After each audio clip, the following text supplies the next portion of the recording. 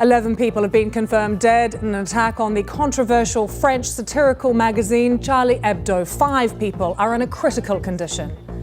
These are the live pictures we have for you from the scene right now in Paris. President Francois Hollande has just finished speaking, and he told journalists that several terrorist attacks have been thwarted in recent weeks. France today faced a shock, which is this is an assassination, terrorist operation. Pictures from French television shortly after the incident showed journalists from the magazine attempting to take cover.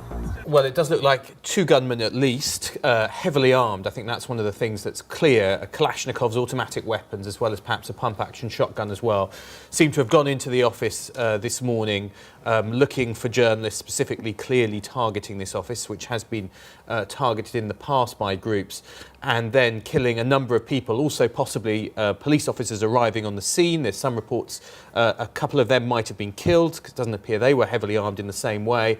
And then it appears that the attackers fled by car and may well still be on the loose somewhere in Paris. So we are still seeing a massive police operation underway trying to track them down. A massive police operation, a manhunt now to deal with that and to find them before they can really wreak any more terror on Paris. President Hollande has also just said that he has placed Paris on the highest level of alert. What exactly does that mean? Well, they have a system called Vigipirate, which is their threat level that moves up and down and relates to what they see as the current threat. That's moved up to its highest level. In the UK, we'd call that critical, meaning an attack's either taken place or imminent.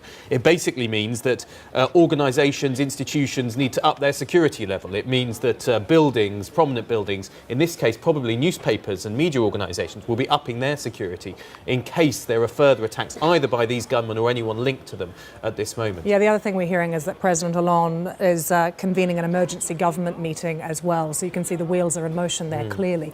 But Gordon, tell us a bit more about the notoriety of Charlie Hebdo and the kind of relationship it's had before, controversial with various members of particularly the Muslim community. Well, it is a satirical magazine and it pokes fun at people, at institutions, at organisations, using cartoons, using satirical articles.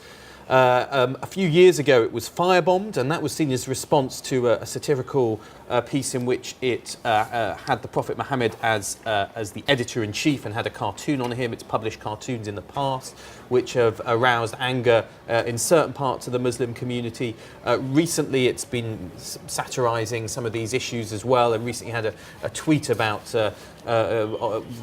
featuring the leader of the group calling itself Islamic State or ISIS, Abu Bakr al-Baghdadi, featuring him in a kind of cartoon. So that is one possible, quite likely, I think, motive for those who've gone in and carried out this attack, even though we don't really know that much about them.